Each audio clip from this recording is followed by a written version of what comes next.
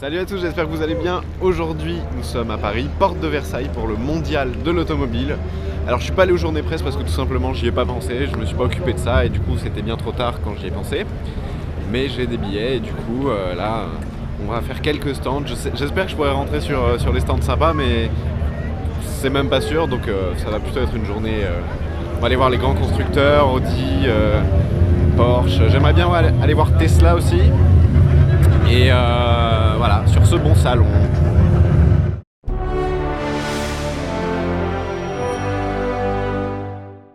Donc là, stand Peugeot, Renault. On vient d'arriver devant une Golf. Lapsus révélateur. Peugeot 308 R hybride, 0 à 100 en 4 secondes.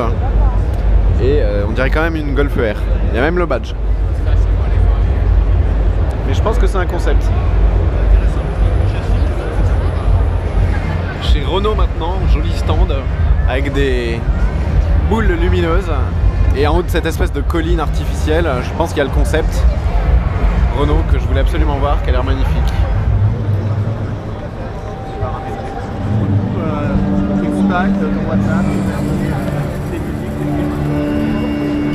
Assez impressionnant, bah là elle est ouverte en fait, je pensais qu'il y avait des portes mais ça s'ouvre vers le haut. Dommage que je ne l'ai pas vu fermer là. Il y a des rétroviseurs avec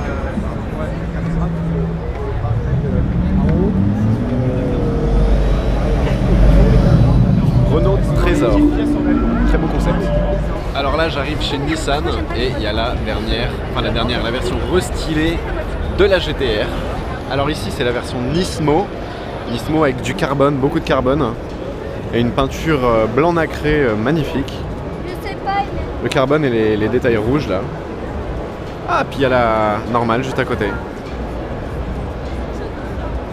À Nismo c'est vraiment pour le circuit, hein. C'est agressif, il y a l'aileron, les jantes spéciales, l'Alcantara à l'intérieur. Là-bas on a le modèle plus soft qui reste quand même une chose de Ferrari, la GT-R.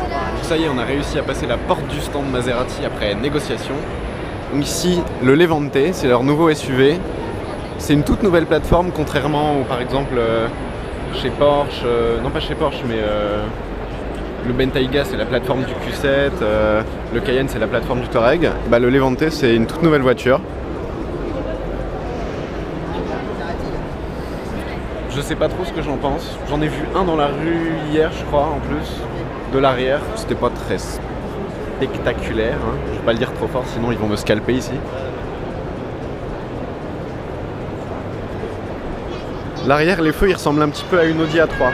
Bref. Gran Turismo MC Stradale. Ça fait quand même quelques années que la MC Stradale, elle existe, hein. Bon, ils ont rajouté un carburant Capone qui, pour moi, fait très tuning. C'est pas très classe, mais c'est quand même une des voitures qui fait un des plus beaux bruits au monde. À côté, la Ghibli. Ils en ont vendu pas mal, et moi, je trouve que c'est une voiture assez sympa. Le bruit du V6 Turbo de la Ghibli, c'est une tuerie. Ici, la quattroportée dans un bleu magnifique. Oh, les Maserati bleu marine avec un intérieur caramel, c'est juste une tuerie. Et en intérieur, ils se sont vachement améliorés Maserati, parce qu'avant, c'était pas terrible.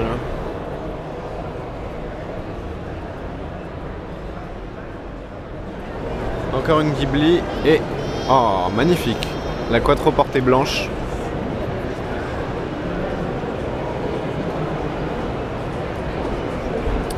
Voilà pour le stand Maserati.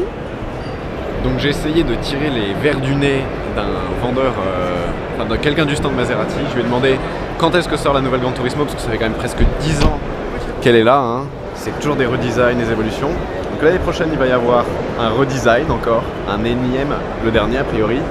Et dans 2 ans, normalement, la Alfieri ou Alfieri, je sais pas, qui sera vraiment la remplaçante, avec des moteurs Ferrari V6, V8. Donc là on est à Alfa Romeo, où il y a la 4C Spider. Et avec la Spider, ils sont enfin débarrassés des feux moches du coupé, là, qu'on aurait dit des yeux d'araignée. Maintenant il y a des vrais beaux phares, il y a du carbone, il y a les phares en carbone, rétro en carbone, montant de pare-brise en carbone, toit souple.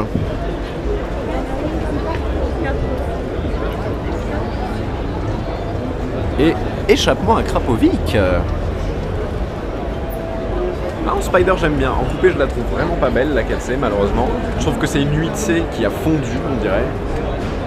Mais en Spider elle est sympa. Toujours chez Alfa Romeo la nouvelle Giulia. Sur les photos j'étais pas convaincu et en vrai elle est magnifique, très sympa ces phares, cet avant abrupt. Puis l'intérieur toujours fidèle au style italien avec du cuir.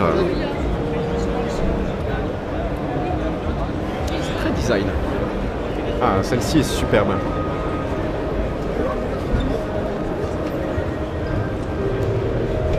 Magnifique couleur. Encore une autre. Ah, et ici la Giulia, la fameuse Giulia sportive, qui a fait un record au Nürburgring pour les berlines, je sais plus quoi. Un temps assez impressionnant. Ah, ils sont quand même forts les Italiens en design, hein. Y a pas à dire. Alors chez Alfa, la tradition sportive, elle est représentée par le trèfle à 4 feuilles. Alors en italien, c'est quadrifoglio, je crois. Quadrifoglio verde. Et ici, ah ouais, elle est superbe. Avec le bas en carbone, la petite calandre en carbone. J'adore. Ça y est, on a passé la porte du stand Ferrari. Le Graal, pour moi, c'est vraiment ce que je voulais voir. La Ferrari aperta.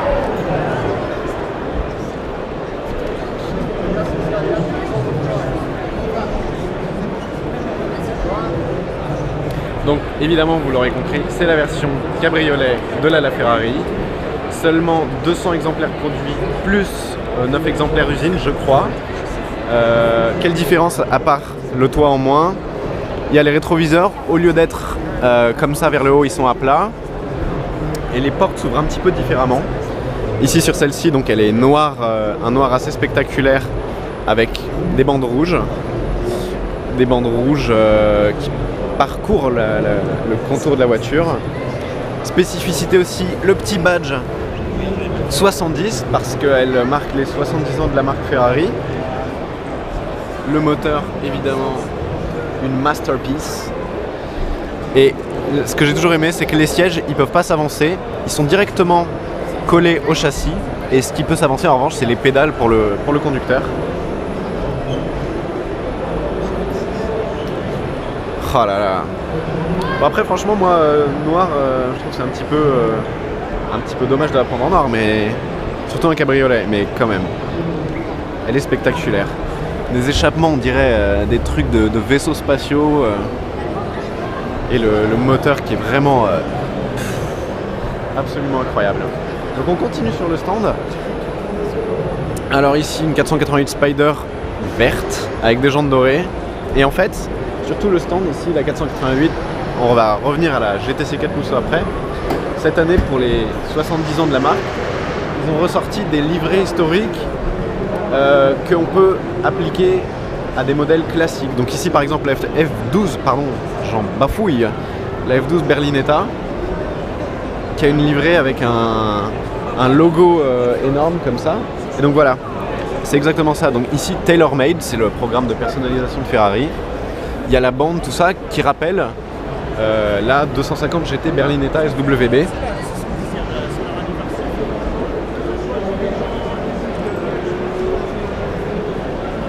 Donc c'est des livrets historiques et je trouve ça hyper cool. Jantes grises, parfait.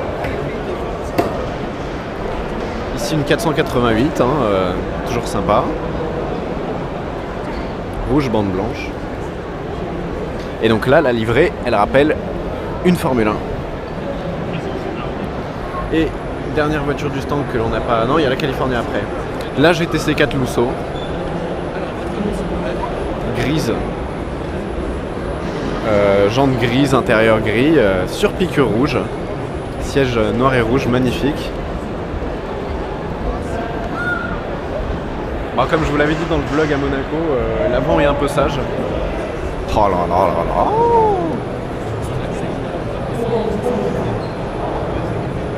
Et ici encore du TaylorMade avec une Ferrari California marron.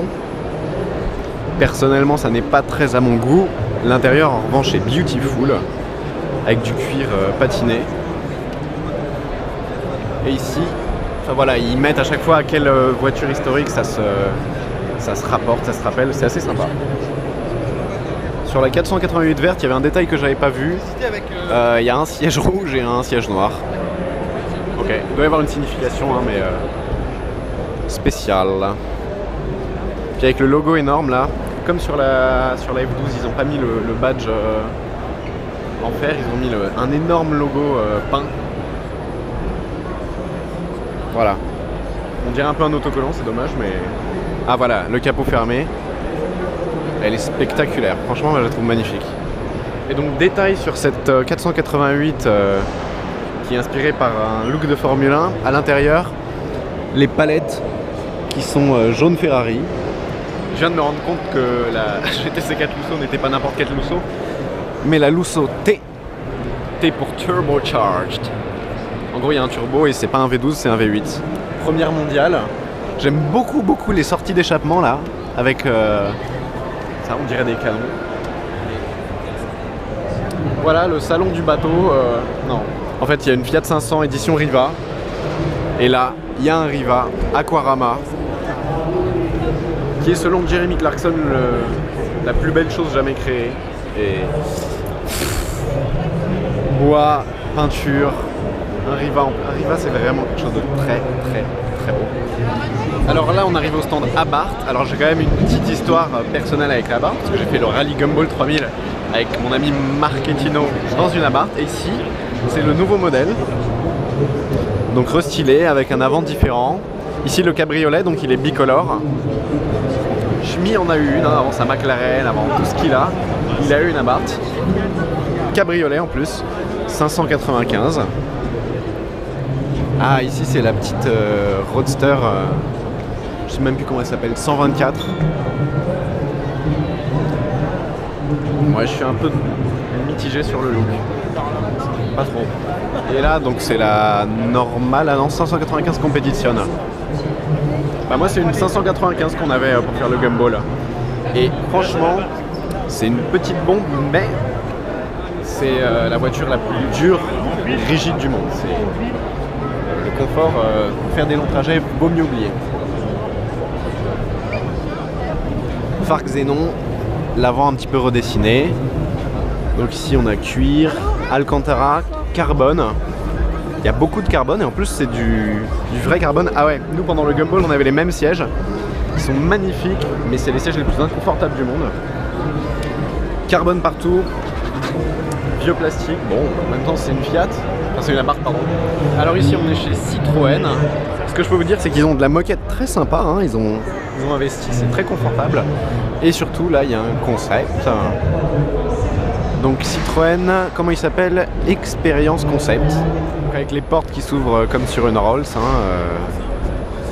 Et les rétros qui sont intégrés dans la porte, c'est marrant, il y a un petit écran. C'est futuriste mais c'est pas très beau à l'intérieur. En revanche le look c'est sympa. Et puis les concepts, pour ceux qui savent pas à quoi ils servent, jamais ils vont les produire, ça c'est pas possible de produire en grande série une voiture comme ça.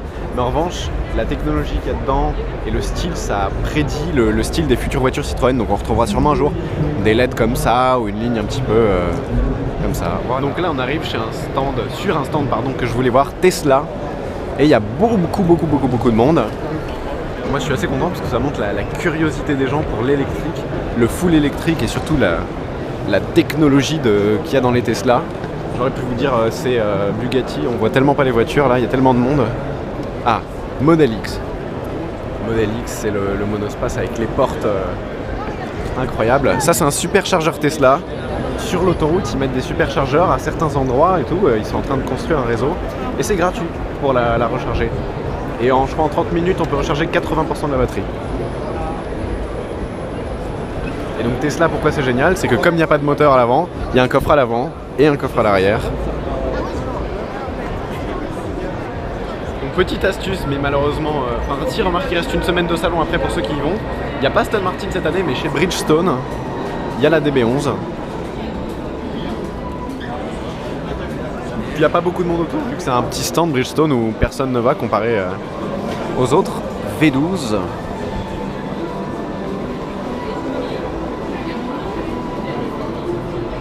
Ah, elle est très belle dans cette couleur sur le stand.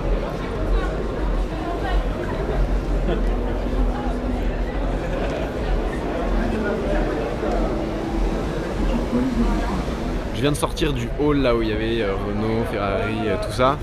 Et je suis tombé, mais c'est le hasard total, sur un petit stand KTM. Alors, étant donné que j'ai celle-ci, exactement la même, j'étais obligé de faire une petite vidéo. Et ici, une 390. C'est exactement la même, mais avec un tout petit peu plus de cylindrée. Voilà, il y a mondial de l'auto, il y a quand même des motos. Pour les amateurs, ici, quelques triomphes. Street Triple R. Ouh, ça c'est méchant aussi. Donc là on est à côté du stand où il y a BM et Mercedes, c'est principalement ce que je vais voir. Et ici il y a la M2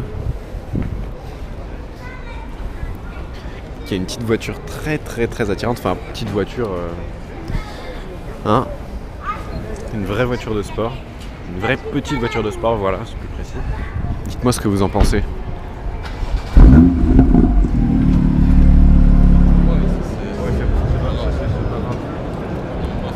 Stand BM, M2 avec un espèce de petit pack, je sais pas, aéro, et là, M2 Safety Car, donc c'est la livrée historique BM, je trouve ça magnifique, avec les jantes dorées, j'aime beaucoup.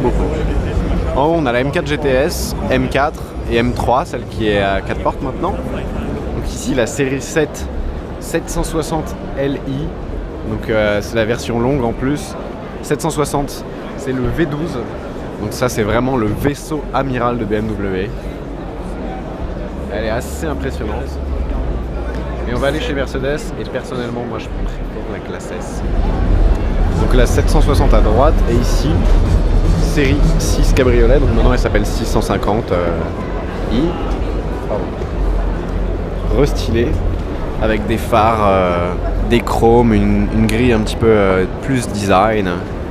Donc là on vient d'arriver sur le stand Infiniti et là c'est la Q60S, je trouve assez jolie.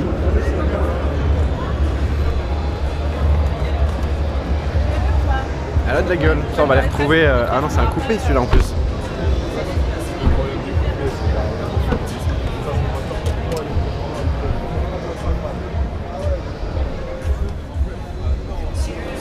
Derrière en cuir avec du carbone, pseudo-carbone bleu. Et un arrière assez sportif.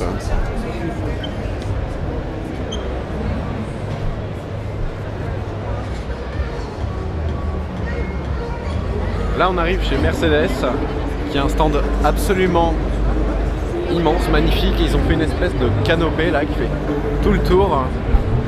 Et on va essayer de voir ce qu'il y a comme modèle sympa. Et puis il y a AMG là sur le côté. Évidemment on risque de passer un peu plus de temps à AMG qu'à Mercedes. Ah voilà, la 500, la S500.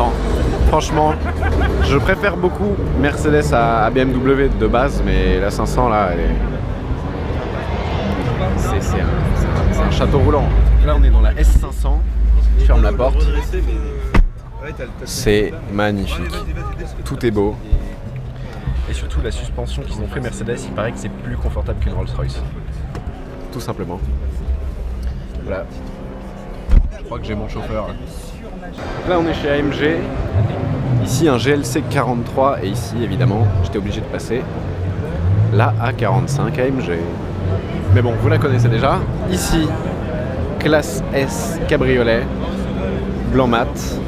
On a déjà vu pas mal à Monaco, mais belle config avec le carbone à l'arrière. Je dis n'importe quoi, c'est pas une S du tout, c'est une C. C63 S. S pour 4 roues motrices et plus de puissance. Oh là là, l'intérieur est beau, il y a du cuir, c'est sympa. Frein carbone céramique, étrier bronze magnifique sur les jantes noires.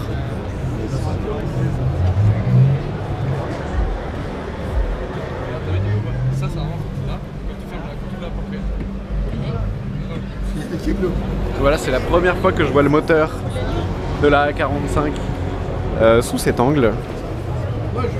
4 cylindres turbo. Ici, l'AMG GT R, donc la version encore plus sport de la GT du coup. Impressionnante en vrai, avec la calandre encore plus proéminente comme ça. Toit en carbone, un aileron Par contre la peinture, je sais pas pourquoi ils ont craqué Mercedes là, ce vert apparemment, je sais pas si les gens aiment, mais personnellement je trouve ça horrible. Ici le stand Jaguar avec la F-Type SVR, qui est la version évidemment plus pimentée de la F-Type R, donc un avant redessiné et encore plus de puissance. Merci.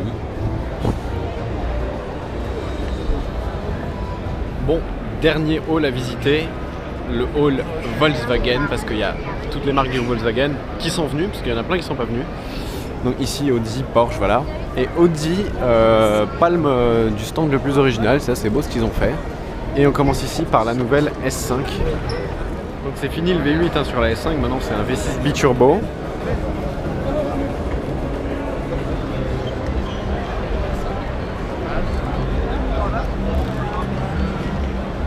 Alors ici en présentation nouveauté, on a la version berline de la RS3. Toujours le 5 cylindres turbo qui fait un bruit incroyable.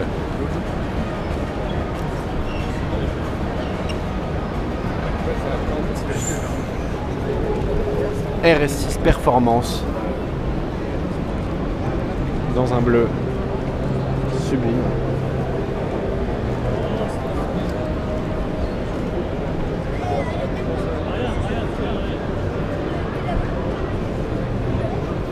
Très sympa. Bas de caisse en carbone. Audi partenaire de Ducati. Ça c'est violent. 1299 Panigale S. Oh là là. Pour les amateurs. Il y a aussi la voiture des 24 heures du Mans. Très impressionnante. Hein. On dirait un vaisseau spatial. Oh là. C'est bizarre comme forme. C'est tout carré presque. Mais à la pointe de l'aérodynamisme. Audi A8 V10 cabriolet. En photo, j'étais pas trop sûr là, le modèle jaune quand ils l'ont présenté, mais ah, est très sympa en vrai. Même moteur que la Lamborghini Huracan, c'est un V10 5 litres ou 5 litres 2 atmosphérique, donc super pour le bruit qui va sortir par là.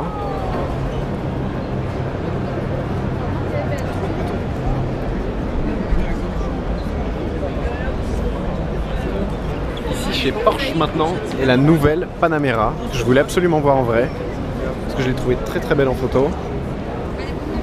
Bon, celle-ci c'est la diesel mais peu importe. C'est surtout l'arrière qui était un petit peu gros, un petit peu lourdeau sur la Panamera. Ils ont fait un arrière façon 911. Ouais. Donc ici on a une 911 GT3 Cup, donc qui est la version course. Après Porsche ils ont leur propre championnat Porsche Cup. Leurs voitures de course sont très très belles, je trouvais derrière. Celle qui a gagné les 24 heures du Mans en 2016. Et là, notre Panamera, une grise, une blanche. Je crois qu'ils ont enfin trouvé le bon design pour la Panamera Porsche. Ça a commencé comme une grosse berline un peu lourde, maintenant elle est devenue vraiment jolie. Bon, ici on a une Panamera Turbo, ici une Targa 4, la nouvelle, donc avec le moteur biturbo, même si elle s'appelle pas turbo. Très sympa l'arrière, ouais. Ici Porsche Boxster 718 et là-bas Cayman 718. Bon, voilà, le salon de l'auto 2016 c'est fini. J'espère que ça vous a plu. Je pouvais pas faire tous les constructeurs évidemment, mais j'ai fait ceux que j'avais le plus envie de voir et ceux que je trouvais le plus intéressants. On a réussi à rentrer sur quasiment tous les stands à part Porsche parce qu'il y avait vraiment trop de monde et puis c'était un peu relou, mais voilà. Donc moi, ma voiture préférée du salon, je pense que c'est la Ferrari Aperta ou la F12 qui a une livrée bleue avec des trucs blancs là, mais la Ferrari Aperta pas dans cette couleur évidemment. Et, la R8 Spider, j'ai beaucoup aimé la R8 Spider. Voilà, sinon petit salon sympa. Après cette année il y avait beaucoup de constructeurs qui sont pas venus. Aston Martin, Lamborghini, Ford ils sont pas venus. Pourquoi vous n'êtes pas venus Ford? Voilà. Merci d'avoir regardé cette vidéo, j'espère qu'elle vous a plu. N'hésitez pas à mettre un pouce vert ou un pouce bleu si c'est le cas, à vous abonner si ça n'est pas déjà fait. Je vous dis à très bientôt pour une prochaine vidéo. Ciao!